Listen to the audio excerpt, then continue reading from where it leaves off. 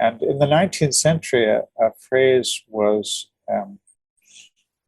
developed that I think is truer to what these great Celtic teachers have been saying, and that is the term pantheism. Put the en between pan and theism, and what you get is not all things are God, but the divine is in all things.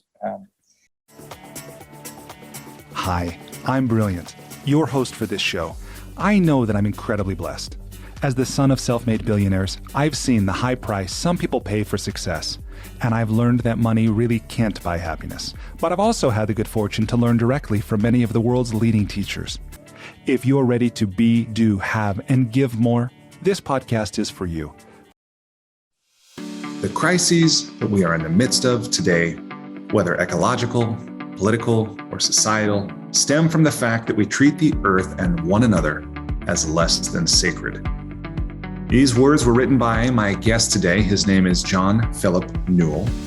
John Philip is a Celtic teacher and author of spirituality who calls the modern world to reawaken to the sacredness of the earth and every human being. John Philip's most recent book is called Sacred Earth, Sacred Soul, Celtic Wisdom for Reawakening to What Our Souls Know and Healing the World. John Philip began the School of Earth and Soul, which was originally called the School of Celtic Consciousness. Reading John Philip's book and talking to him today has inspired me in so many ways. You, like me, I'm sure, are concerned about the future of life on Earth. It seems that the challenges we face are huge, they're complicated. If there's a solution, probably won't happen in our lifetime for many of them, and it can be easy to feel insignificant or powerless in the face of so numerous and so complicated of challenges. But if there is a solution, and I think there is, it will not come solely from technology or from policy. It will come from a new way of seeing and being and relating and acting. John Philip's writing and his teaching offers the possibility of living, of being, of relating in new ways that are healthy, that are sustainable, that are fulfilling. So it's a big promise. There's not an algorithm, but there is inspiration. I hope that if you don't already know John Philip's work, that you explore it a little more fully. This podcast, of course, is a great way to do that. You can also check out what he's created at earthandsoul.org. You can learn more about him through a Google search, of course. But I hope you listen to and enjoy and benefit from this conversation with my friend, John Philip Newell. John Philip, welcome to the School for Good Living. Thank you, Brilliant. Good to be with you. John Philip, will you tell me, please, what is life about? Yes, I think it's relationship is how I would put it. It's being in true relationship with one another, allowing my heart to open to your heart when we're together, to receive and to give from the center of our being to one another. It's about relationship with Earth, with everything that has being, attempting to open the heart of my being to both give and receive from the heart of all being. And that for me, that perspective changes everything. I think it challenges how we think about one another, how we look at one another, how we speak, how we attempt to relate and to be true to one another. Yeah. Thank you for that. Why is that so hard? Why is that so hard for me? Why is that so hard for so many of us? What gets in the way? Yeah, well, I think not to put down the ego, because the ego is, of course, our gift of consciousness, faculty of consciousness and of will. But I believe that the ego is given to serve the center and not to be the center, and I think that's the challenge. I've had that challenge in my own life daily, and I think that that's true of the collective ego of humanity in relation to Earth. When we begin to think that we conserve the human species in opposition to serving Earth or being true to Earth, and then of course we do enormous damage to Earth and to ourselves. And I think that that's true at the collective level between nations, between religious traditions, between communities, and as well as, of course, emphatically at the individual level. So one of the teachers that I draw from in the new book, Pierre Teilhard de Chardin, from the sort of French Celtic stream, uses a phrase that I find so helpful. He says we need to decenter ourselves, but he calls it excentration, finding the true center of our being, not within ourselves in a limited way, but at the heart of one another and at the heart of all things. If we can find our shared center in that sense, then the ego does what I think it is there to do, and that is to truly serve the sacred center at the heart of all life. Yeah, thank you for that. So your most recent book, Sacred Earth, Sacred Soul, Celtic Wisdom for Reawakening to What Our Souls Know and Healing the World. I found this just looking online. I hadn't been aware of your work before that. I know you've been working for decades to share this wisdom. I was very pleased to find it. I told you before we began recording that in the last couple months, I've been sharing it broadly with people on airplanes, with the mindfulness group I run, with the newsletter I write, and so forth, because it speaks so much to, I think, what we're looking for right now, even though we might not recognize it. And it's rooted in this deep tradition of which I had very little familiarity, this Celtic wisdom. So I actually want to start there. Will you tell me who are the Celts? Yeah, we sometimes refer to the Celts, or we generally see the Celts as consisting of Scotland, Ireland, Wales, Cornwall, Brittany. But that's just the edge. That, in a sense, is the fringe of what at one stage was a network of peoples that spanned the whole of Middle Europe, ranging from as far east in Europe to Turkey, places like Galatia, which just means the land of the Gaels, the land of the Celts, and right through to places like Gaul, land of the Gaels, taking in Galicia, ancient Spain, right on the Atlantic coastline. So at one stage, around 500 BCE, the Celts ranged the whole of Middle Europe. This was not an empire, but rather a sort of interconnected, interdependent network of tribes, of people sharing a common language base. And one of the really interesting things to me is that the language base is sort of Indo-European. So the Gaelic spoken in places like Scotland and the Gaelic in Ireland, it is much closer to Sanskrit than it is to any other, any modern language in Europe. So it speaks of this ancient connection with India that I think in so much Celtic wisdom and Celtic vision, we can hear India's sense of the sacred universe. That's who the Celts are. Thank you for that. Yeah, that's my sense as well. In college, I was an Asian studies major, I was an English major.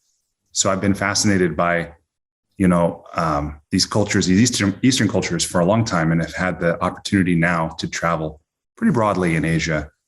And I definitely, the thing that my sense of reading your book and learning more about the Celts and what they believe and how they lived, it was kind of like filling in a dark spot on a map in my understanding, because I'd had a sense now to be in Japan and China and India and so forth, and see, the legacy of a lot of that wisdom.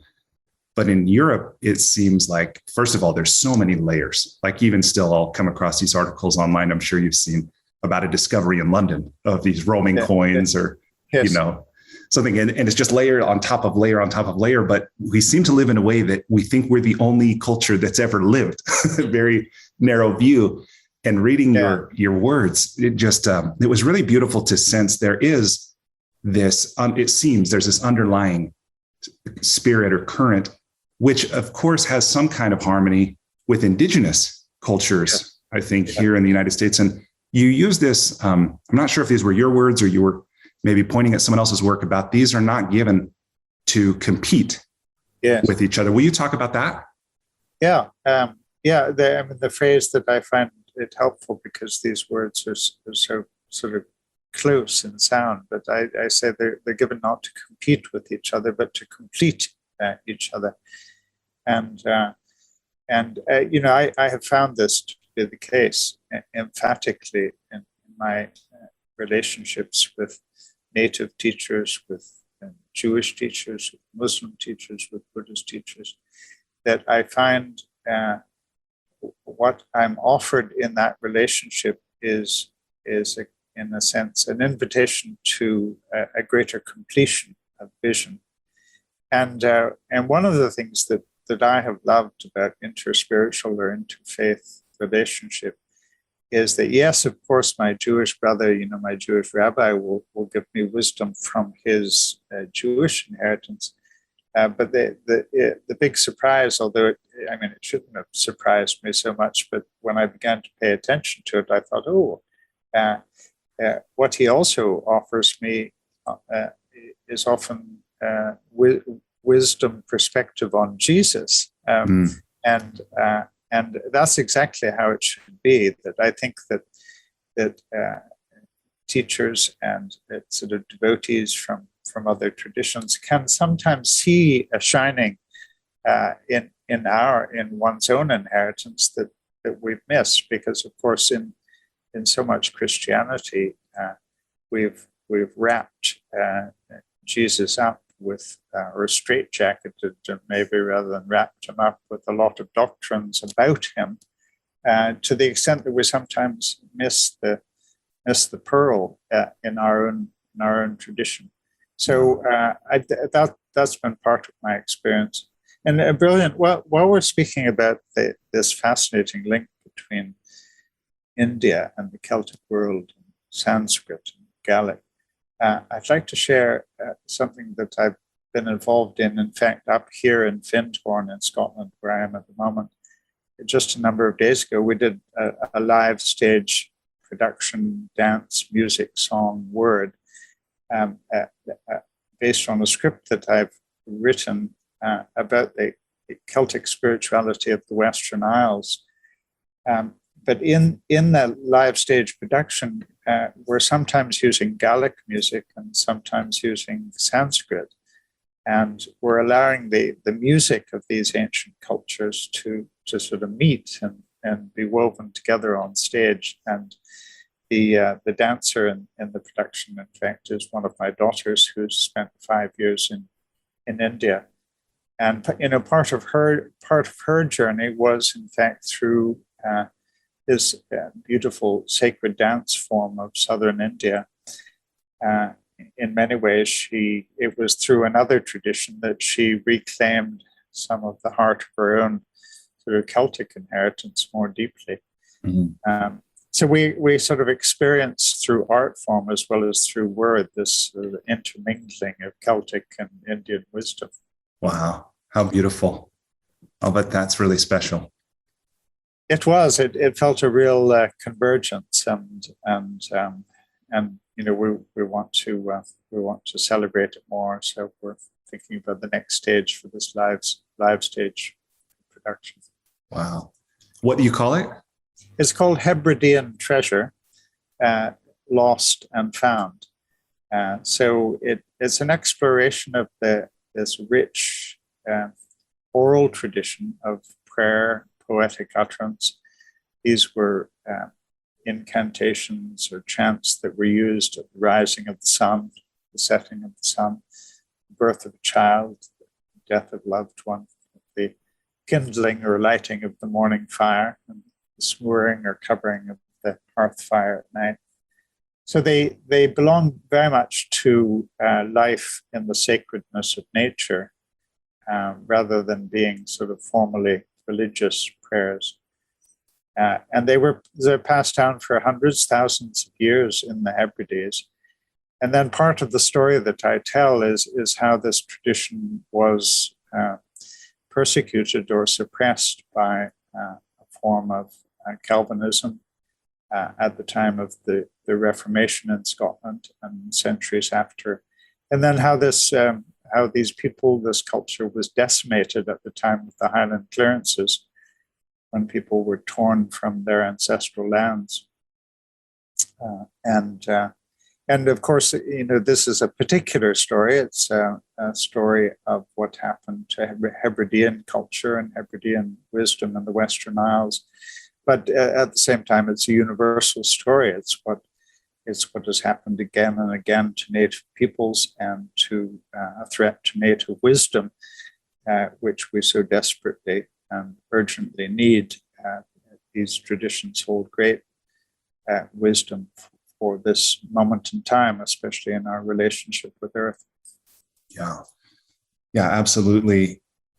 For the last few years, I've been involved with a group of young investors and philanthropists and entrepreneurs and so forth. And many of them are second or third or even fourth or fifth generation of some of the wealthiest families in the world. And part of what I love about the group is that they're asking, who am I in this context, and what is my responsibility, and so forth. So I think there's this kind of self-selection of a lot of these members. And then the other thing is that many of them are actively, working to make a difference for life. And they're going about it in so many different ways, whether it's human trafficking or it's climate change or it's animal welfare or whatever.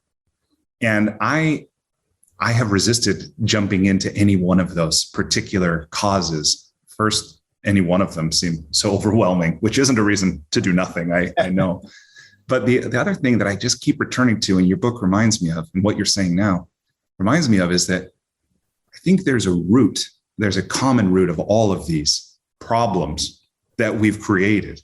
That's consciousness, or a remembrance of the sacred, or however we might phrase it. And I often find that it's difficult to know how to go about, right? Because I don't want to be a crusader or a do-gooder. I think paradoxically, many people who want to do this work, who are attempting to do this work, probably doing more harm than good, trying to, force people to be a certain way or something.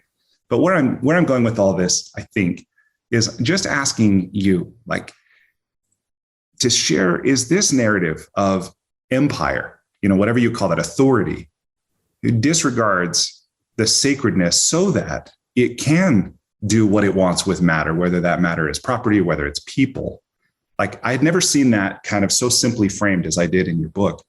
But that seems to be, to me, the real issue, because any of these problems, I don't think we'll solve them with technology or legislation or policy or whatever. It will be a remembrance or a returning to an awareness of, and not just intellectually, but then living that, right? Yeah. But how do you, I'm not sure there's even a question there. How do we go about, first of all, will you speak to that simple model maybe of empire? And then the second is if we see it that way, what do we do about that? How do we live? Yeah. I think that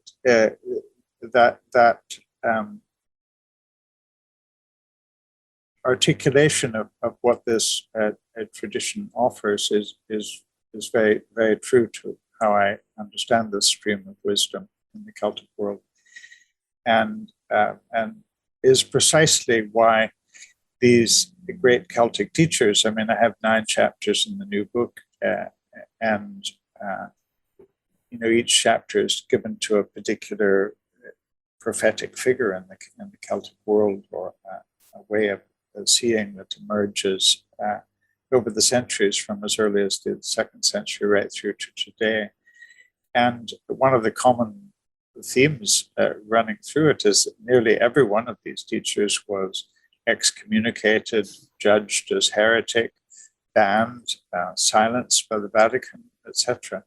So what is it in this way of seeing this so inconvenient to empire, or to holders of power. But of course, the first expression that I deal with is explicitly in relation to a Welsh teacher named Pelagius, who in the 4th century ends up being banned by the Roman Empire, banned on the charge of disturbing the peace. And what he was really disturbing was the convenience of empire, because empire, it was not convenient for empire to be told that at the heart of every human being is expression of the divine. It's not convenient to empire to be told that the root of wisdom, or the wellspring of wisdom, is deep within every human being. Because what empire likes to do, not just the Roman Empire, but the British Empire and the American Empire, any nation that tries to exert control of the rest of the world for its own so-called well-being and benefit, what empire wants to do is, in a sense, dictate or tell the people what to do. And similarly, this applies to the way in which the Celtic tradition has consistently seen the sacredness of earth. Empire doesn't want to be told that what we do to matter, we're doing to the divine, because empire wants to exploit a matter, again, for its own limited well-being. So that's a pattern that continues itself over the centuries. On the theme of remembering, I think it's this one has felt so important to me and continues to be. One of the ways the Celtic tradition puts it is that we have forgotten who we are, and we're being invited to wake up to our true depths, and to those depths at the heart of one another. Each person, each life form, a unique and unrepeatable expression of the divine. And so what is my role in relation to you, or to another human being? What are our spiritual traditions of wisdom meant to do? And for me, I think it's so important and so liberating to remember that our role is to simply, through our words, through our actions, through our interrelationship, try to wake up what is already there. So it's not, the pattern in so much imperial Christianity has been a sort of conquering or triumphing over other peoples. And whereas this Celtic Christian wisdom stream has been not, I have truth, let me generously tell you what it is, but rather to look to awaken that source of wisdom, that source of truth that is deep in you, and that frees this tradition and any great spiritual tradition that I think operates with the sense of innate sacredness. It frees us from the tendency to a sort of self-righteousness of we have truth and this is what the rest of the world needs. It's much more the divine is deep within you. We don't have to invoke it. We don't have to sort of somehow deposit it in you from above or from afar. Our love for one another, our responsibility for one another is about awakening that. And my sense is that when we wake up to the sacred at the heart of one another, then we long to live in different ways. We long to interrelate in ways that serve that center. So I think there's a key link between this remembering and a radical change in action, in desire. Yeah, I think you're right. It's my suspicion, and it reminds me of a term. I'm not sure I have this right, but I think the Greeks called it anamnesis. Yeah. And this idea that all learning is really just remembering. Yeah. I think there's something in that. And it's very different. And this is part of, I think, what drew me to coaching, is this idea that it's very different from therapy, or where therapy tends to believe, and there's a time and a place for therapy, I do believe, but where I think a therapeutic model tends to believe you're dysfunctional and we're going to return you to function. You're inherently flawed, or you're somehow got flawed, and we're going to help you work again. Where coaching, sort of secular version of original sin. Yeah, I think so. I think so. In this, no surprise, it was. I heard a professor of religious studies who shared this model, and again, seeing it framed so simply, was about where Western religions, by and large, tend to believe, man is here, or humans are here, and God is up here somehow. Yeah. And he called those the religions of revelation versus the religions of release, where God is immanent, not transcendent. And I thought, what an amazing, no wonder, that's a worldview I think we're almost trapped inside. Yeah. It reminds me of something that Martin Buber, the great sort of Jewish teacher in the 20th century. Now, I mean, he belongs to a tradition that in many ways would be described as transcendent, but he sort of turns it over, and he speaks about that first great story of revelation, which I think is the story of release. That's a good distinction. The story of Moses encountering a bush that is on fire with the divine. And one of my rabbi friends says to me, the important thing about that story is not that the bush was burning, but that Moses noticed, because every bush is burning. The whole universe is a burning bush, and that's what we're being invited to wake up to. And it's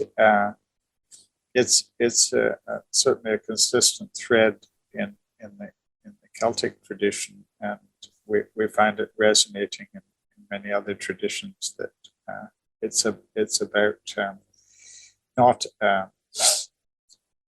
so much a sort of revelation of the divine as a disclosure of what is deep in every place. And I was thinking of Buber a few minutes ago, because he says about that story of release or revelation of the burning bush, he says that the greater a story of release or revelation is, the more deeply it points to what is present everywhere. So instead of seeing it as an exception to reality, or as foreign to the rest of reality, it's actually a disclosure. And I think that's what's interesting about the word revelation. Maybe the word revelation is closer to what we're meaning by release, because it comes from the Latin root revelare, which just means to lift the veil, to disclose, to show what is deeply there. I love that. So, okay, there's a few things from your book that I want to ask you about, because for me, they either gave a word, they gave a term to something that I think I recognize, or just more of a general sense, even if it wasn't a term or a word, that I think might be of value to people listening as well. The first thing is something, I believe this again is Pelagius, talks about something called a soul friend, or an anamchara, which sounds like Sanskrit actually to me. But will you talk about what is an anamchara, or what is a soul friend? Yeah, it's very important to a teacher like Pelagius in the 4th century, and it's interesting to see how important it is consistently through the centuries. So the anamkara, the word really means a lover of our soul, and Pelagius says about how important it is to have an anamkara. He says a person without an anamkara is like a body without a head. In other words, he says it's pretty important. And he says, show everything to your anamkara, hide nothing. And that's not because my Anamkara, the lover of my soul, knows more about what is within me than I do. But in the presence of her love, I'm able to, I'm set free to try to articulate what is stirring in my soul, what's trying to come up into greater consciousness, what's trying to awaken in me. Because there's often a lot of inhibition around sharing from deep within, and this hasn't been helped by a tradition, by many religious traditions that try to claim that truth is, all truth has already essentially been revealed, and we need to make sure that we sign up to it, or that we're true to it in our expressions. So there's been a lot of inhibition, and I think that what the Anamkara relationship, this sort of opening the soul, opening the heart, opening the mind in the presence of love, means that we find ourselves articulating, in fact, what we haven't known before, and that allows awareness, it allows wisdom to rise up into our consciousness in ways that then affect how we're going to choose and desire to live.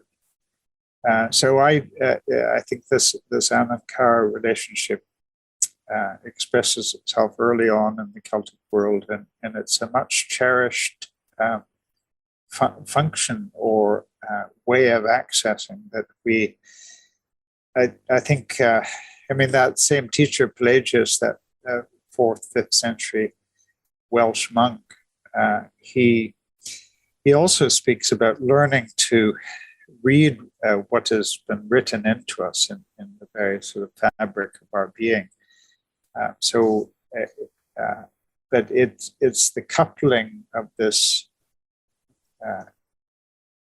reflective discipline on one's own with the importance of having another, or having some others that we can then show what is within us as a way of releasing consciousness and awareness. Yeah, it's such a beautiful concept, and it brought up so much for me. And again, it was almost like a coalescing for me of certain things I'd heard or come to believe through my own experience. And one of them is this idea. So this goes back, of course, to the very first thing we talked about relationship, and not only having a soul friend who can, who serves that purpose for us, but then us also being that for someone else or for others.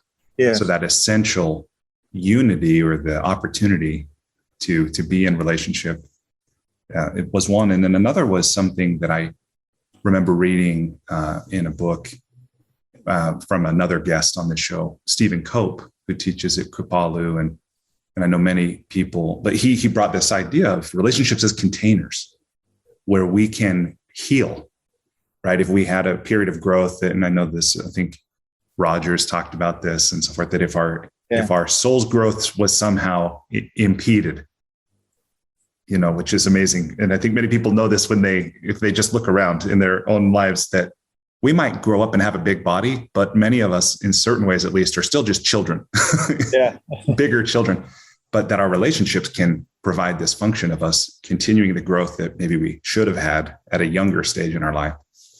And how amazing just being a witness or being witnessed. And then what I think Forrester wrote about, I don't know what I think, how can I know what I think until I write it kind of thing, like that we've probably all had that experience of saying something, whether to a friend or again, a therapist or a coach or something. And it's like, oh, I didn't realize that I really believe that. But the soul friend can give us the space and perform that service. It's really an amazing gift.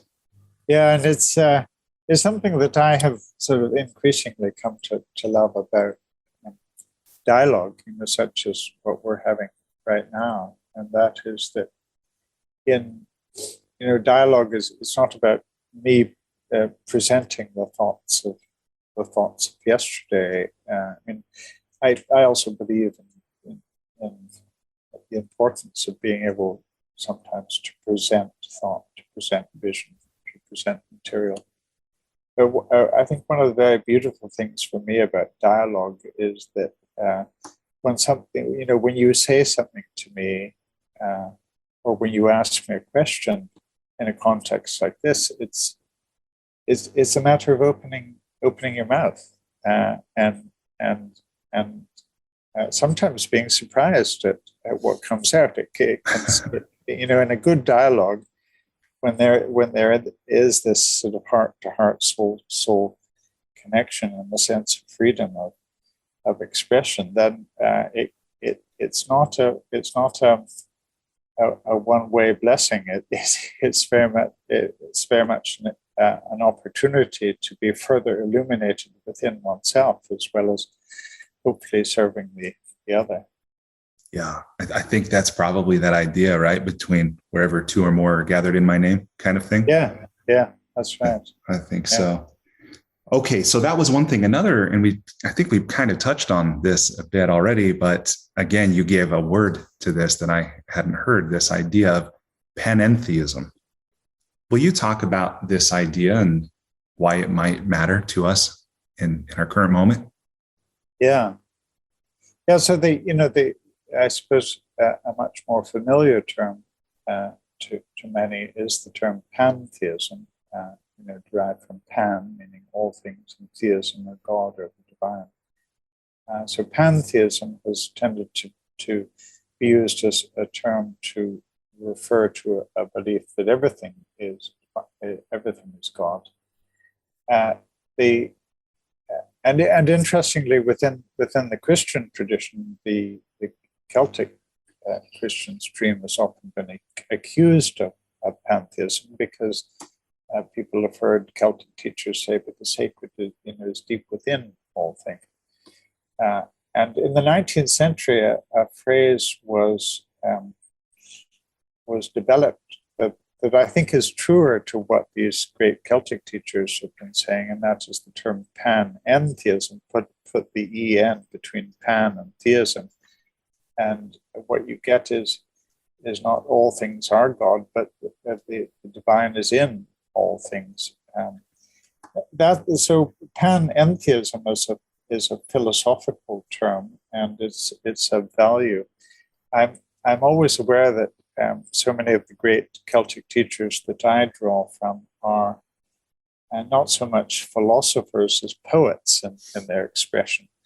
And so while there's an acceptance of the value of the term panentheism, what you tend to get in the Celtic stream of wisdom is something much more like the life within all life, the soul within the soul, the sun behind the sun, as a way of speaking of this sacred essence that doesn't somehow confine the divine or the sacred to the known, but sees everything as manifestation or expression of the one. And I, speaking from within the Christian household, and this is my inheritance, and that I see myself as a son of the Christian household. I think this is one of the big issues, maybe the biggest challenges for Christianity at this moment in time, and that is, will we allow the light, the sort of shining of the divine that we so love in Jesus, will we allow that shining to lead us to adore that light, to look for it, to be part of liberating it in one another and in all things? Or will we continue to give the impression that the light that shone so beautifully in Jesus, the light of love, the light of compassion, the light of wisdom, is somehow foreign to you or to me or to all people? And I think panentheism can help us, certainly in the Christian tradition, get away from the sense of seeing the Christ figure as an exception to humanity, instead of a manifestation of the Christhood.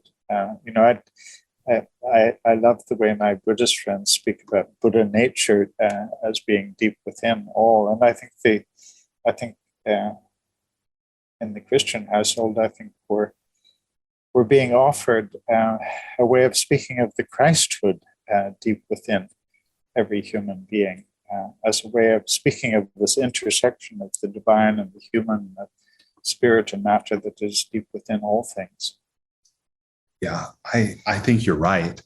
And I think, again, this like a soul knowing or a deep recognition that does exist within each of us. And then in some ways, the language just gets in the way, right? The ideas kind of get in the way. But I'm reminded of this. I return to this a lot. I don't know if you've seen this series that it was popular on Netflix. It might still be running, a couple of years ago. And it was a book, a New York Times bestselling book, The Life-Changing Magic of Tidying Up with Marie Kondo. Do you know this? No, I don't. So it's this Japanese woman who wrote this book about how to clean your living space and then keep it clean. And it's worked for many, many, many people, including me, by the way. But part of what I love about it is one of the steps in the process is as you purge these belongings that no longer serve you, that you thank them, that you actually carefully and you regard where it came from. Was it a gift? Was it at one time useful? Did it have sentimental value? Whatever. And then you literally think it verbally, or at least, in your mind, and then you donate it. Yeah. And I just think that part of the reason that was such a phenomenon, or maybe continues to be for some people, is because of that soul knowing. It's like, oh yes, that article of clothing warmed me for many seasons, but now, I no longer want it, or whatever. Yeah. I think that speaks to exactly what you're saying now.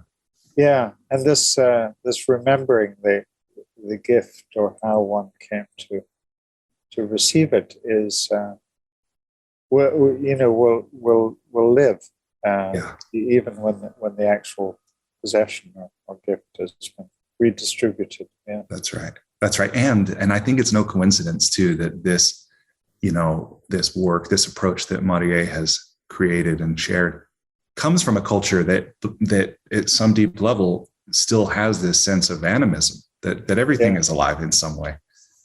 So I think it's pretty remarkable. And I remember reading a few years ago something by the Eastern teacher Osho, where he had said, "There is no God but life itself." And at the time, especially from a Western, like the Christian perspective in which I was raised, that was almost, I think, like for me, like blasphemous, or at least challenging. I was like, whoa, that's really interesting. But I've pondered on that a lot, and it really does resonate with me. Yeah. Yeah. And that's, again, very close to what we get in the Celtic stream. It's the God is seen as the essence of all life, rather than a presence or sacredness that might only be found in certain people, certain times, certain places. It's Reawakening, a 9th century Irish teacher who I devote a chapter to in the new book. He loves to play with words. I love the way he plays with the word theos, Theos. It's the Greek form of God. And he says theos is derived from the verb theo, which means to flow. And he says God is the flow, deep within all things. There's this sort of subterranean flow of the divine. And he says if somehow that flow were dammed up or stopped, then everything would cease to exist. So that flow of the divine is not simply a feature of life which may or may not be there. It is the very essence. So how do we release that flow? How do we serve it? How do we set it free in one another? I've often thought if we had gone with Eriugina's understanding of the root of the word theos, God, we would study not theology, but we would study flowology. and that might help us remember that that theos, the divine, is not sort of to be seen as sort of out there or transcendent, but at the very stream of life. Yeah. And Kenneth White, a modern day poet that I devote the final chapter to in the book, he likes to play further on Erugina's playfulness, and he says God is not only the flow, God is the glow flow that is deep within all things, this sort of shining of light. And I like to play further on that playfulness and say God is not only the flow, God is not only the glow flow, but we need to let go to the glow flow. And that, in a sense, is all we need to do. We don't have to invoke it. We can't create it. We can't summon it from afar. It's about letting go to this deep essence of the divine in one another, and living in a relationship of trust and belief in that flow. Yeah, that reminds me of something I once learned, that the Lakota word in the Native American tradition for God is Wakantanka. And I that was another guest on the show who shared this, that one way that it's translated is sacred energy in constant motion. Uh-huh. I was like, that is really beautiful. And this idea that you're talking now about flow, I love that too, because I think about the flow state, something that's been popularized in positive psychology over the last couple decades or so. Yeah. And this idea that when we achieve a flow state, whether it's in sports or it's in a creative act or just playing a game or something, that the ego version of us seems to disappear. Yeah. And it's just, we're fully engaged in life. There is no subject object. It's just, there's no conscious thought. It's just action and involvement. And I think it's really wonderful. Yeah. Yeah. And if something isn't flowing or further unfolding, then it's finished. And the very nature of the universe is that it just keeps unfolding. And a lot of our sort of religious systems have wanted a fairly sort of fixed notion of the unchanging God, or the eternal in that sense, instead of seeing that this flow that is deep within us all is constantly looking for new form, new manifestation, new expression. Yeah. And I'd love your take on this, because there's another kind of theory I live with, which is that ultimately what each of us is seeking, and really I love what Joseph Campbell said about this, the mythologist, that ultimately what each of us is seeking is a feeling, is really a feeling. We think it's a car, we think it's a certain kind of relationship, we think it's a net worth or whatever, but at the root of it, it's an experience. And so the theory I have is that sometimes we're lucky enough to have these certain experiences, whether they're these transcendent, they're metaphysical, they're just extraordinary or whatever. And we want to hold on to it, and we want to be able to reliably recreate it, and we want to share it with others. Yeah. And it's at that moment we start to kind of codify it. But what we really do is like calcify it. And then it loses the energy or the life or the aliveness that it had very often through what was well-meaning, right? But these rituals become commandments or something, and we disconnect from the real energy, I think, or the aliveness of life. So again, I don't know that there's a question there, but what's your take on that idea that what we're looking for is an experience, and when we try to preserve it or recreate it or share it, then we kind of make it a religion out of it? Yeah, absolutely. And it sort of takes me back to an earlier point in our conversation. We were talking about the burning bush. So Moses encounters the divine, this shining in the bush, and this is an encounter with the divine, and he says, "What's your name?"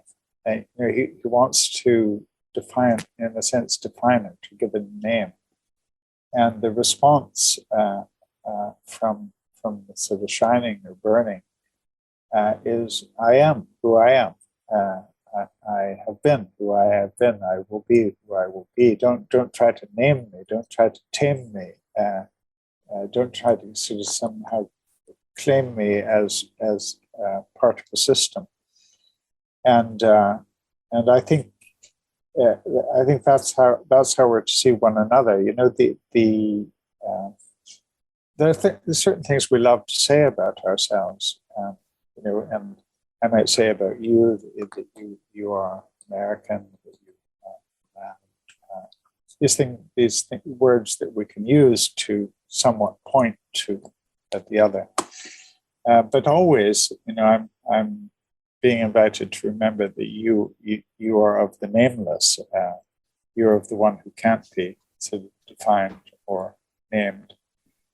And there's a great love in the Celtic world, and this is something that I've always been deeply attracted to, and that is the wildness of the divine, the sort of undomesticated, untamable essence of our being that we can't nail down and make it serve our systems of thought or systems of belief.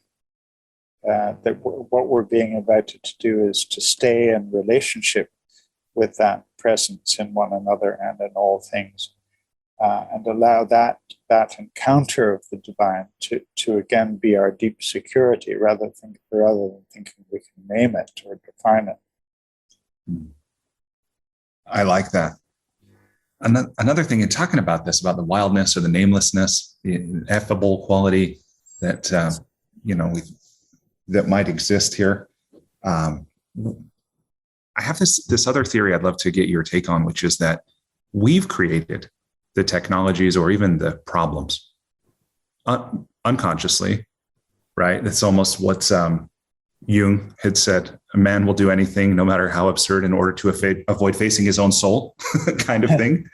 That I wonder if, as a society, whether it's social media or something, you know, the automobile, the car, whatever the technology is, or the problems that go along with that, as a way of helping us reawaken, right? Because there's a pain, there's an urgency, there's a collective action required, and so forth. So I tend to believe, otherwise I'm not sure how to make sense of it, that we've created these technologies, we've even made these problems as a way of helping us return to an awareness of our essential selves. What do you think? Yeah, I think the great challenge is to allow anything that we create to serve that sort of undefinable, ever unfolding center, rather than to restrict it. I remember someone like Teilhard de Chardin, this French Celtic teacher in the 20th century. He saw the sort of telephone as this opportunity for a greater sense of interrelationship and to enter the interrelatedness of humanity, and to really serve this, what he called this noosphere, this sort of dimension within the human that can't be defined. And we're living in an age that has sort of stepped up that technology in a very big way, and I think we forever I think are having to as individuals, but also together in relationship, make sure that it's being harnessed by the sort of soul force that is at the heart of our being, and not make us captive to it. I mean, it's I suppose it's another version of how Jesus approaches sort of religion and religious law, and he says, the Sabbath was made for man, not man for the Sabbath. I mean, how does any development, whether religious or technological or cultural, how does it keep serving, sort of releasing this deep and knowing of the sacred in and through one another. Mm-hmm. Yeah, what a wonderful question. What a great question. It might not, maybe it is a technology. Something else I really want to ask you about is prayer. You've written an entire book about prayer. That's something I imagine has been very, very important to your life and your teachings for a long time. It's something I'm still working to understand more or practice more. And I realized it's one of these things that for many people can be off-putting. It's like, why, how, or to whom, and that kind of thing. Yeah. But just kind of generally, how do you think of prayer? What is it? How do we do it? Why should we do it? Anything else related to it that you might share? Just kind of an immediate response like that. Yeah. Yeah. A couple of things. One is that the more I'm given this gift of life, the more years I'm given, the more I am drawn to silence and to an absence of words, even though I'm such a lover of words. So it's a real, I think, good or creative tension in me. So I find myself, in terms of my daily rhythm and discipline, when I wake up in the morning, and I love the early morning, I love to try to be rising with the sun or just before the sun, which is more challenging in the summer in Scotland, and much easier in the winter. With the late rising in the sun in the winter. But when I wake up, my first sort of conscious thought is, I get to have half an hour of silence now, and I love that simple beauty of silence, and I do see it as, having grown up in the Christian tradition. Sometimes I speak of that as prayer. Sometimes I speak of it as meditation. But however one defines it or speaks of it, I do see it as an opportunity to bring the heart of my being into a sort of receptivity to the heart of all being. And then, as you say, I have written these prayer books to try to give articulation to what can't be articulated. Because I think, and that sort of takes me back to some of our earlier conversation about the importance of the anamkara, and that is the importance of just trying to utter from the soul. And even though there's this recognition that we can't give it anything like full definition or complete definition, there's something very beautiful about the act of trying. This is true of love, isn't it? That we so love to try to find expression, verbal expression, including physical and emotional expression, to the one or to the ones that we love. There's something, we're getting, it seems close to the heart of creativity when we're trying to give expression to this mystery of love. And it's been really interesting for me as a writer to note very different styles of writing. When I write prose in the realm of theology or spirituality, when I read my writing afterwards, I can sort of see myself all over the page. So in that sense, maybe the ego is not in a negative way necessarily, but the ego is more involved, or the conscious is more involved. When I write prayer, which I see as more sort of poetic expression, I often don't recognize myself in prayer's poetic utterances that I've tried to give expression to. And I think that's because prayer, my experience of it is not just coming from within me in a limited sense. I feel it's coming from within us. I feel I'm drawing from much more an openness to the soul within our soul. And that's one of the reasons why I so love poetic and prayer-related writing. And I sometimes fairly consciously do a moving from a piece of prose into a piece of poetry or prayer, because I think the language of prayer comes much more directly from the unconscious than it does from the conscious or rational mind. Well, and that idea too of silence as a form of prayer, that's new to me. And I like it. I really like it. And I remember reading somewhere, right, about this instruction to pray unceasingly. Yeah. And then it's kind of like that joke, 24-hour banking, who's got time for that? Right? Like, how do you pray unceasingly and live? But then I remember, a teacher of mine, Sadhguru, he says, we do not meditate, we become meditative. And I thought, how interesting to approach prayer as a way of being, a way of living. Yeah. It's really, really an interesting challenge and why we might want to. Yeah. But to me, like you're saying, just kind of, it's an orientation to life, or it could be. Yeah. Yeah.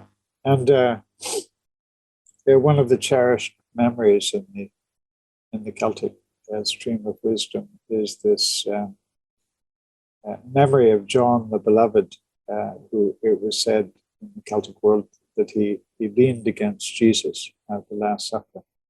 And it was said of him in Celtic wisdom that he therefore heard the heartbeat of God.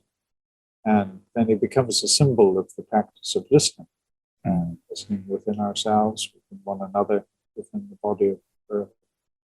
Listening for the beat of the sacred in all things. And that certainly, to me, is an image or a symbol, metaphor of prayer, that it's this deep listening posture. In a sense, first and foremost, it is a listening. And then finding ourselves wanting to express in response to this listening for the beat of the sacred in one another in all things. Yeah, and maybe as a starting point, this one I said you gave language to some things that this was one of them, is the holy work of inner attentiveness. Yeah, that is a cool description. Oh, did I say that? I would say that's a lovely phrase. I don't remember saying it. Maybe that was while you were writing prayer. Yeah, that's right.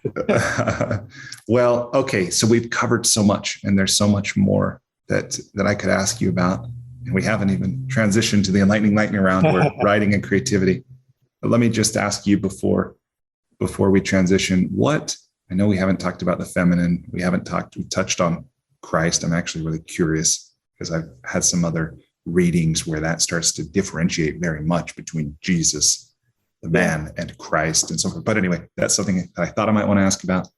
But what haven't we talked about that either you want to talk about or you think might benefit the listener at this point? Anything else from Sacred Earth, Sacred Soul that you'd like to touch on now? Yeah, well, I think, chapter 2 on Saint Bridget as icon of the feminine is a very important part of this stream of Celtic wisdom. It's an integral part of what this tradition is offering us. Because I think certainly in the Celtic world, the reverence for the feminine and reverence for the earth are inseparably interwoven. And the sort of shadow side of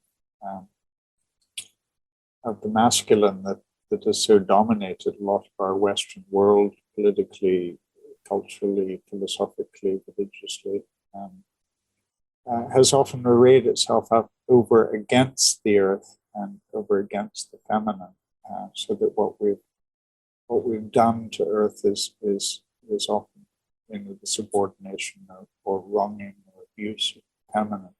So just to recognize that these are so interwoven in Celtic wisdom, and I access it through this sort of beautiful, iconic Irish woman of the 5th century, Bridget, and I think that Bridget is very beautiful in the way she is a liminal figure, or invites us into liminal places, and one of the liminal places that she stands herself or positions herself is in that doorway or threshold place between the pre-Christian and the Christian, in a way that deeply honors both.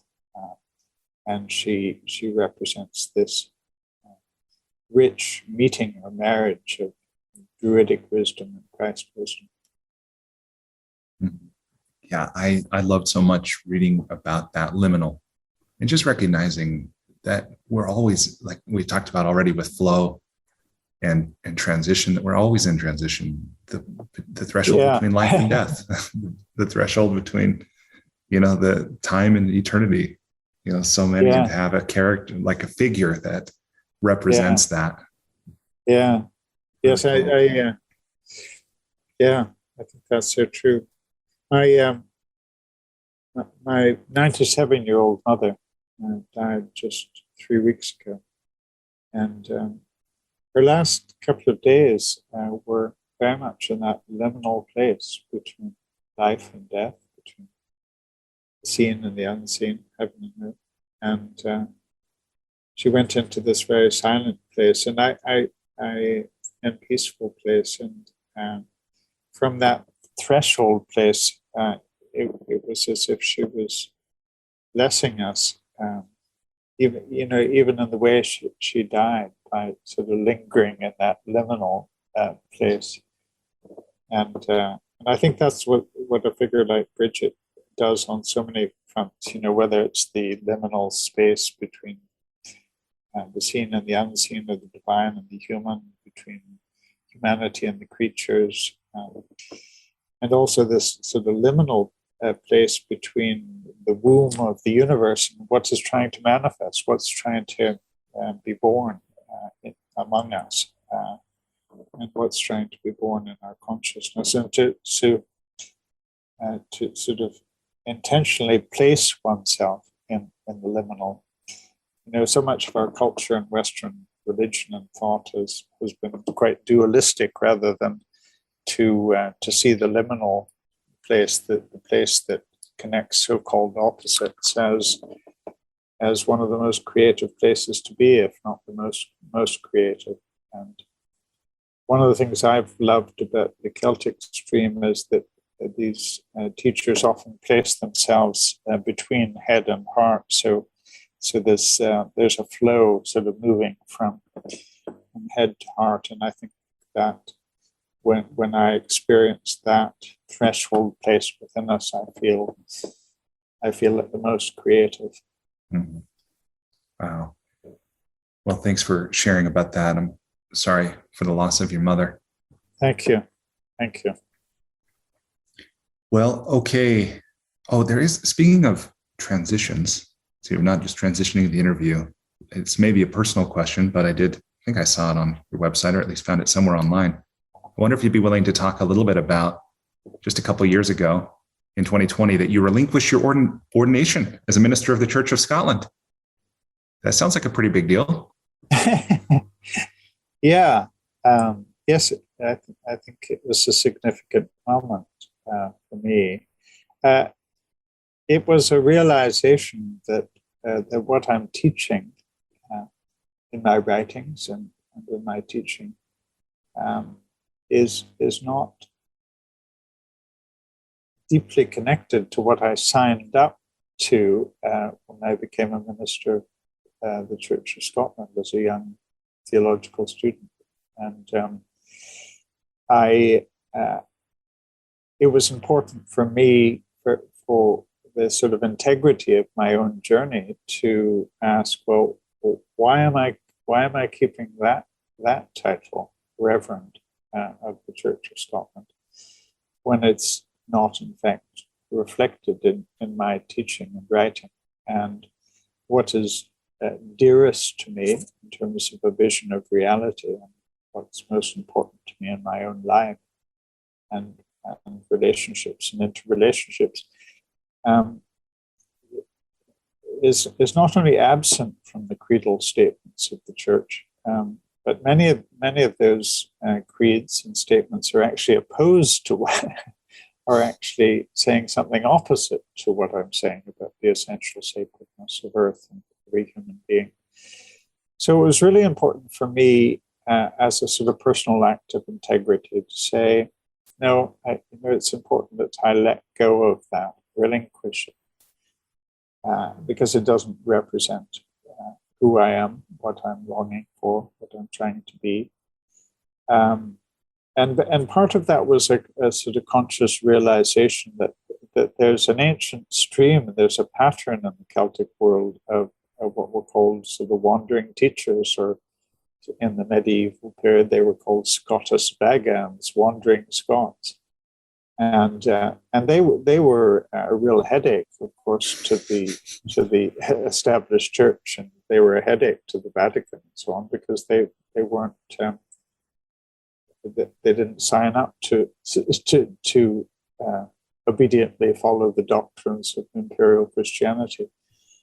So they were, in fact, in that way, set free to try to speak from within the human soul, and to challenge the falseness of how we're ordering ourselves as societies or religions. And there was the realization in me that, in this Judeo-Christian tradition that I'm a son of,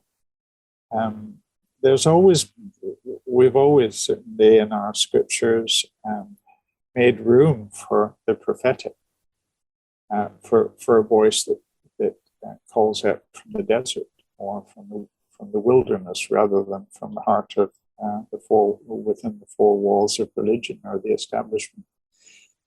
And I don't want to give any impression that speaking from the desert or the wild place is somehow more pure or a place of higher elevation. It's more that we need both. We need the prophetic. We need people speaking very much from the edge or from out in the undefined place. But we also need sort of courageous and visionary people to be speaking from within the four walls of religion as we've inherited it. And many of my best friends, continue to be priests or ministers within the Church of England, Church of Scotland, Episcopal tradition, and so on. And I have enormous respect for so many of them are dear to me. So, the decision to relinquish was not a statement of judgment against others. Yeah. And I'm also aware that within the Christian tradition, we are at a momentous time, I think, of a changing face to Christianity, and untold millions of my brothers and sisters from the Christian household began life within the church, and they're no longer there. So I, because so much of what's happening within the four walls of religion is not deeply addressing some of the yearnings at the heart of the human soul today.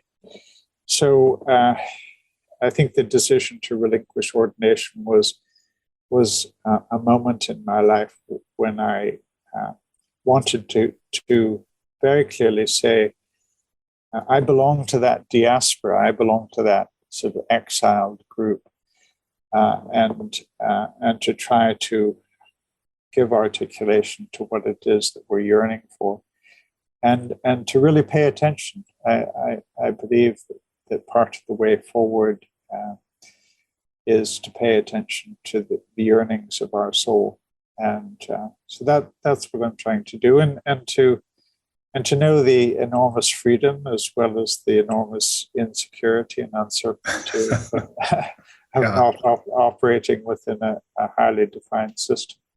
Yeah, well, there's so much there. And I think at different times in our lives, we all have to face a similar question or challenge or opportunity of whether it's a relationship or it's a career or it's some other role or, set of beliefs or something. And so we all get to do that. And to your last point too, I'm reminded of something I once heard Tony Robbins say, that the quality of our lives is in direct proportion to the amount of uncertainty we can comfortably live with. Yes, that's good. And I was like, that's amazing. If we're willing to go beyond what is familiar, what's comfortable, not to the point that it stresses us out or causes us anxiety, but we keep finding toward the edge, leaning toward that edge. Yeah. That's beautiful. And then this might not be directly related, but when you talk about the wandering, the Scotus Vegan, is that the term? Yeah. There was one other word that I really loved, this idea of peregrination or peregrinating. Yeah. Right. Will you talk about that for a moment? And I will ask this too, because if a metaphor, if not literally, but at least as a metaphor for what we're doing as we're living, I think there's so much beauty and power in that. But what is peregrination and why did you include it in the book? Yeah. So in the particularly in the Irish, so the Celtic stream, there was this practice of what was called peregrination. And the person who would be sort of wandering in this mode was called a peregrini.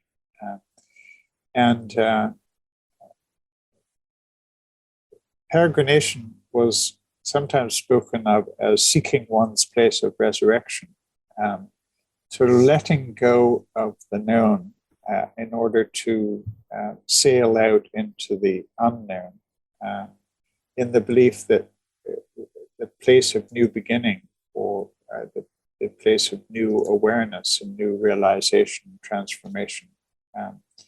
So it was sort of letting go of the familiar. So peregrination sometimes happened very literally in terms of setting sail, sometimes without a rudder, to be sort of blown by the elements to where one's place of new beginning was. In its most extreme form, it was sort of setting sail on a boat without a rudder. So the rudder represents this sort of wanting to be in control or wanting to direct, and in a sense allowing an elemental energy much greater than us to take us to a place that we don't yet know. And the ninth chapter in the book, the final chapter, is on this poet that I've already referred to, Kenneth White, and he works a lot with the sort of notion of peregrination, and his way of putting it is that we are being invited to set sail or journey to what he calls a newfound land, to open our imagination, to open to ways of seeing, to ways of being, ways of interrelating that we haven't known before. And I think that's the real heart of peregrination. It's about finding a place of resurrection in what we don't yet know. And I always find it important to remember Carl Jung's distinction between resurrection and resuscitation, because sometimes the word resurrection is spoken, but what's really meant is resuscitating, something that we've already known or something that we've already been before. And Carl Jung says in the Easter story, the risen Christ is not found where his body was laid. The risen Christ story is much more something that couldn't have been imagined. So it's not about sort of resuscitating the old. It's about opening to what we don't yet know, and I think that's what all of us are being invited into. Whether it's in our lives individually or whether it's collectively and together, we're being invited into new territory, and part of what that calls us to do is to set sail from the known to sort of faithfully let go in order to be open to the new. Yeah, and maybe that's a little earlier too, right? About the glow. Let the glow. Let go to the glow. Let glow to the go, kind of thing. All right. So the enlightening lightning round. Please complete the following sentence with something other than a box of chocolates. Life is like a dance. Okay. Question number 2. Here I'm borrowing the investor and technologist Peter Thiel's somewhat famous question. What important truth do very few people agree with you on? Yeah. I think in the context of my own sort of religious theological upbringing, I would say that very few people within that tradition look for the divine at the heart of all life. I think you're right. Okay, question number 3. I realize this might be a stretch, but I invite you to exercise some imagination if required.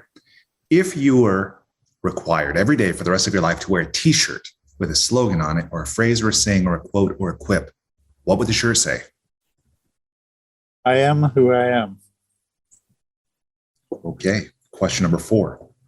What book, other than one of your own, have you gifted or recommended most often? I think the Carmina Gadelica, the Songs of the Gales. Is that a book that has many translations? And if so, is there one in particular you'd recommend? As far as I'm aware, it's only been translated from the Gaelic to the English, and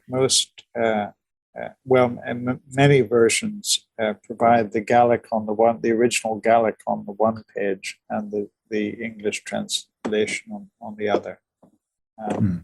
The original is a 6-volume work, but it has, thank God, been made available as a 1-volume work, much more accessible price-wise.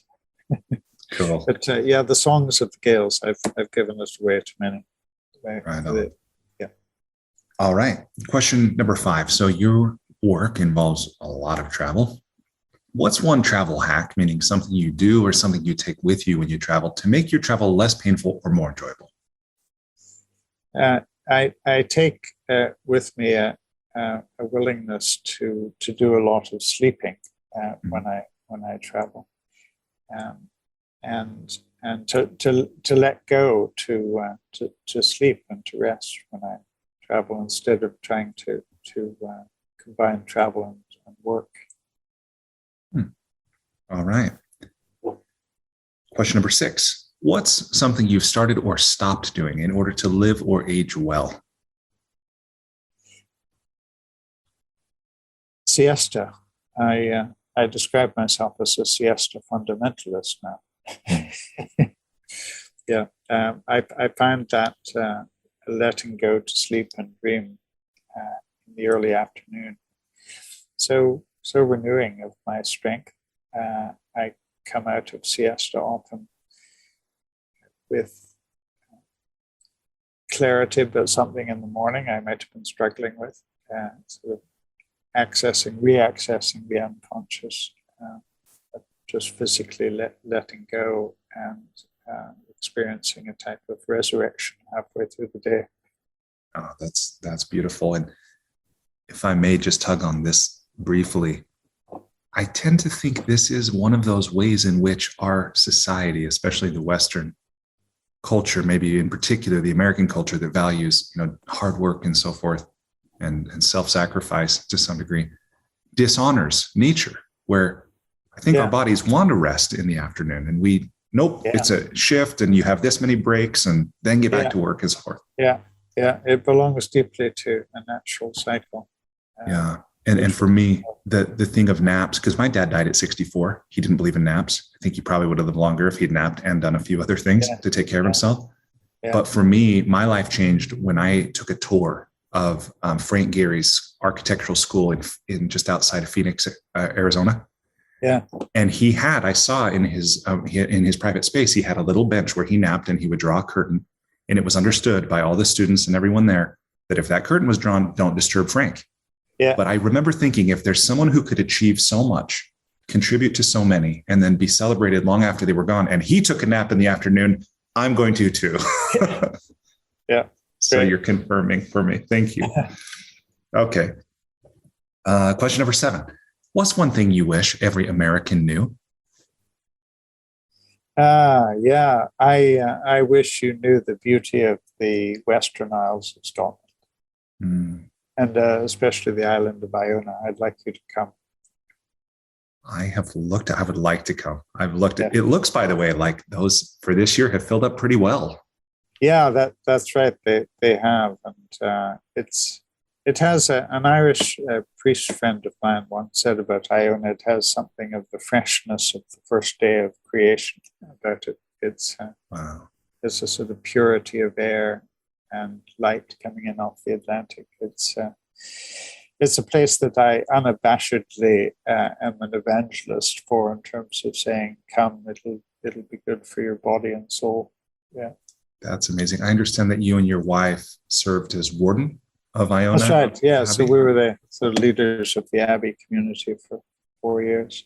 Yeah. That's amazing. But I'm now back every year doing these international 1 week pilgrimage events back on the island. And one's coming up next week. In fact, our first one for since the pandemic began 2 years ago. So it'll be great to be physically gathering again with internationals on Iona. That's awesome. Well, thank you. And I love that description. Something of the freshness of the first day of creation. Is that I have it right? Yeah. That sounds beautiful. Okay, I have added that. That is on my list, and I've long wanted to do a walking tour around a coastline. And I understand you can go like to little beds and breakfasts and take many weeks if one wanted to. Yeah. But I'd love to come to Iona. So thank you for that. Well, let me know when you're coming. Okay. Okay. Let's see. Question number 8, coming down the stretch. So what's the most important or useful thing, or something useful, it doesn't need to be the most, about making relationships work? What have you learned about making relationships work that serve you well? Belief in what time has to unfold in the relationship. And I think that I would say that about the high points about relationship, that give it time and it'll be even richer. And the lower challenging points, I shouldn't necessarily call it low, but the challenging times that often, if we give it time, then there's going to be some perspective, and we avoid the drama that can sometimes do damage to friendships, to relationships, if we don't give it time to mature and deepen. Yeah, thank you. Okay, and final question here is about money. So aside from compound interest, what's the most important or useful thing you've learned about money? I think that money can represent some freedom, both of choice and of sort of moving beyond sort of survival mode. I think that money can sometimes open up the sort of freedom of choice, which I've appreciated. I think that there's the other side of the question can always be asked as well. What's the limitation or bondage or imprisonment to the financial? But on the positive side, I would say that it's about opening up a realm of being open to the present and being open to the future in a way that isn't dictated by finances. Oh, awesome. Thank you. Okay. Well, and speaking of money, something I have done, a small gesture of gratitude for you making time to share so generously of your experience and your wisdom with me and everyone listening, is I've gone on the microlending site, kiva.org. So it's a nonprofit organization that they make microloans to entrepreneurs in developing countries. So through them, I've made a microloan of $100 to a woman named Vanessa in Ecuador. And she will use this to buy groceries and cleaning products and personal care products that she'll sell. So in that way, improve the quality of life in her community and for herself and her family. And then I won't make any interest on it, but when she repays the loan, it will then be recycled to another entrepreneur. So I believe it will be a virtuous cycle that our conversation will do some good beyond even those who ever hear it. So thank you for giving me a reason to do that. Thank you. Okay, so last couple questions here about writing and the creative process. I think there's really just two questions that I'd love to ask, and then if something else pops up that feels like you want to share on this topic, by all means.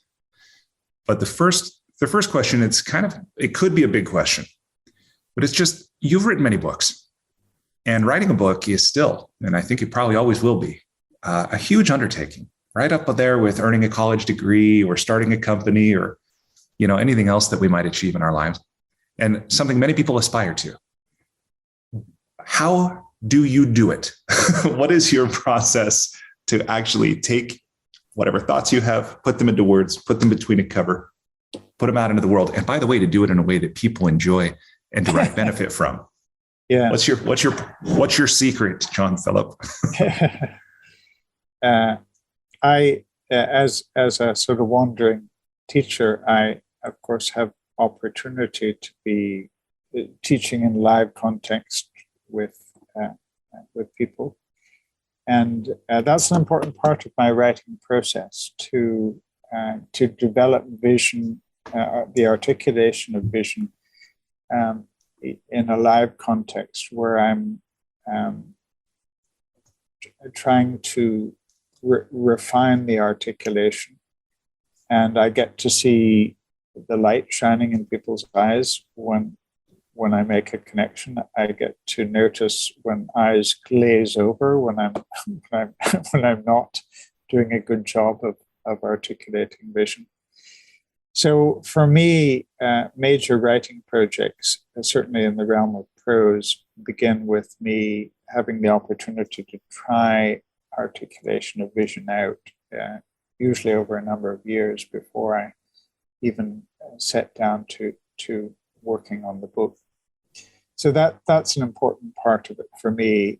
And of course, the questions that come, the comments that come out of a live teaching context are very instructive. I don't see that part of the process as a solitary one at all. I'm really learning from the people who are gathering with me to engage with vision.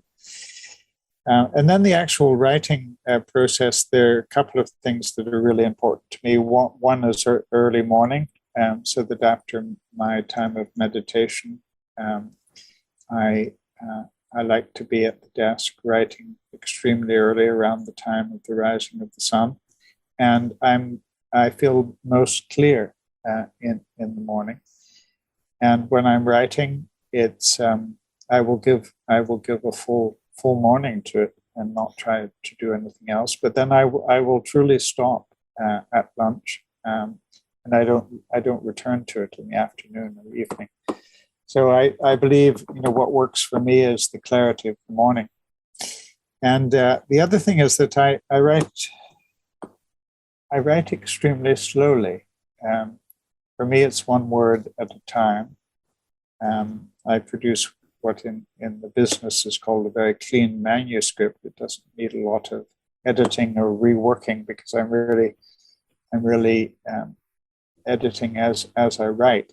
It's important for me to have the right articulation and formation of words because it is when something is clearly expressed. I think simply and clearly expressed. I think that's when we're getting closer to the heart of the matter.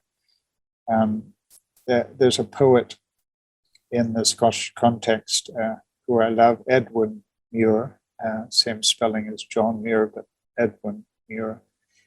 And he says in one of his writings, the challenge with truth is not that it's too complicated for expression. The challenge with truth is that it is too simple for expression.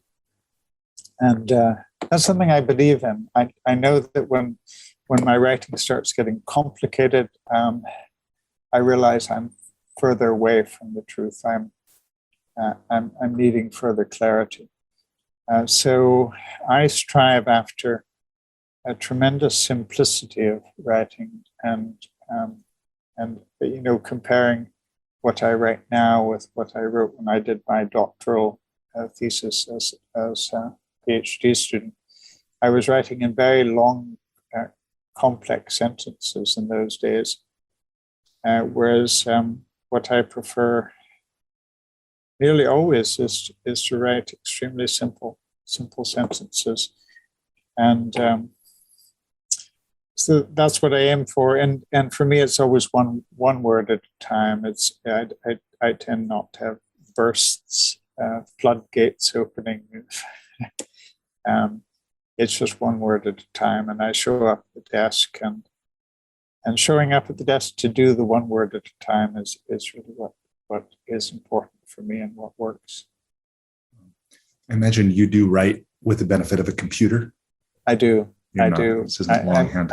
I make my initial notes and outlines with a pencil, but when it comes to actually working on the text in terms of writing it, it's on a laptop. How much do you think about the reader in the moment of drafting? How connected do you feel? Yeah, a great deal.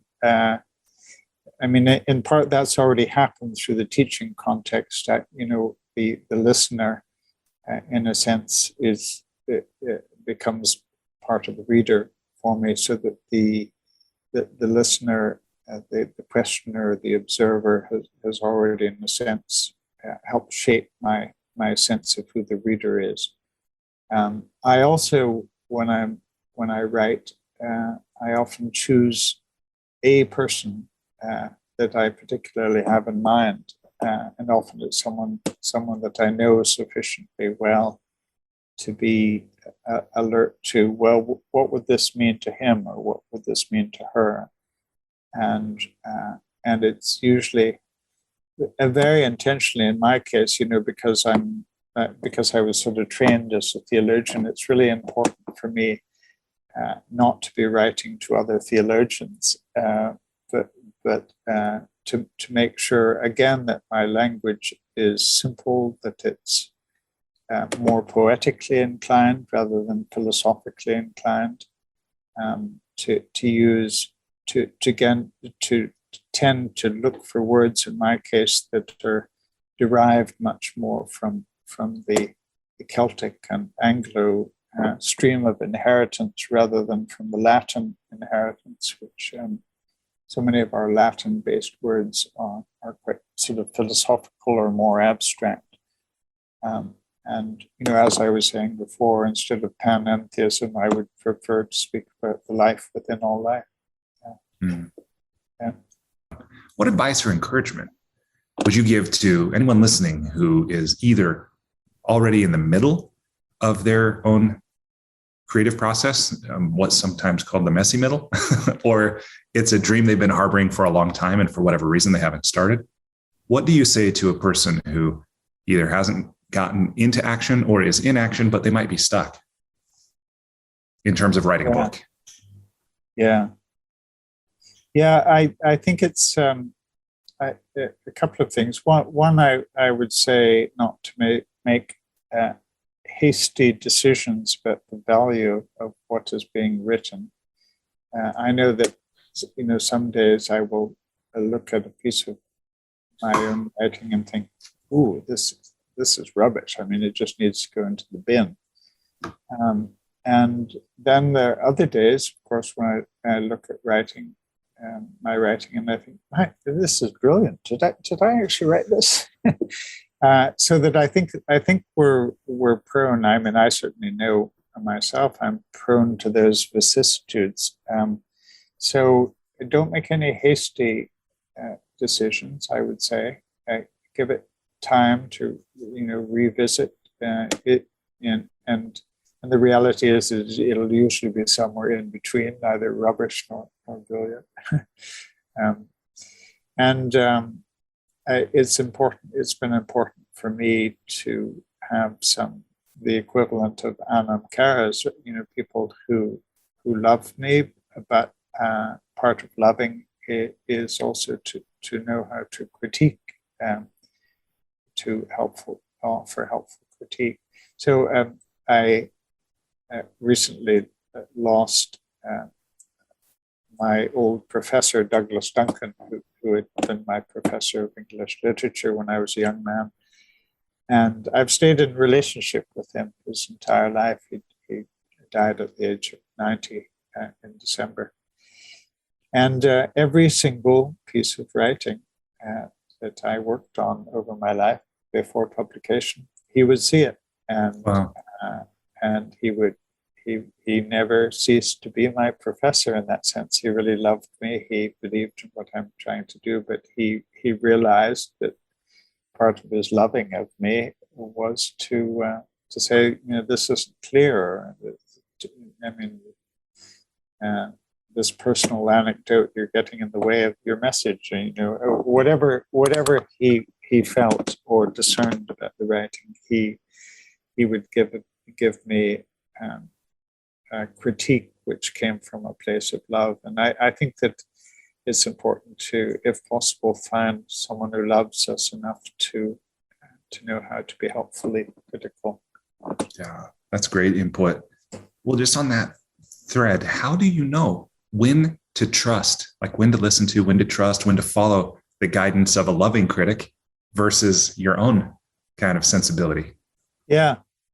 I think that there needs to be this meeting place, and it's easy to get sort of blown around by what one's editor has to say, or one's loving critic has to say.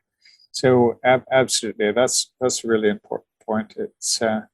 It's important to sort of hold one's center, and for me that center is rooted on a daily basis in meditation and silence. That's where I'm in this sort of deep listening mode, and that then helps me pay attention to what my editor, what the loving critic has to say, so that because I think if one doesn't sort of have that sense of center and uniqueness of voice, because each one of us has this unique voice, and I think that's the other thing, that it's really important in writing not to compare what one has to say with another writer, because each one of us is called to do it very uniquely, and that's the value of us each having opportunity to have voice. And I think the other thing for me in the writing process, especially in the realm of publication, is not to be striving to be a success in terms of how other people measure success. I think a successful piece of writing for me is not to be measured in terms of bestseller lists. It's to be measured in terms of whether one is giving as true an expression of one's soul and love and passion and creativity as you can. And that for me is the absolute. The other things are very relative and they come and go. Again, John Philip Newell, Sacred Earth, Sacred Soul, Celtic Wisdom for reawakening to what our souls know in the healing world. John Philip, thank you again for being so generous with your time and your wisdom. I've really enjoyed this. Thank you.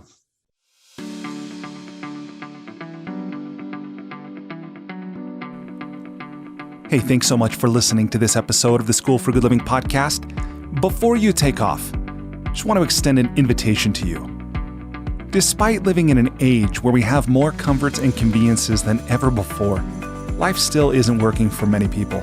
Whether it's here in the developed world where we deal with depression, anxiety, loneliness, addiction, divorce, unfulfilling jobs or relationships that don't work, or in the developing world where so many people still don't have access to basic things like clean water or sanitation or healthcare or education, or they live in conflict zones, there are a lot of people on this planet that life isn't working very well for.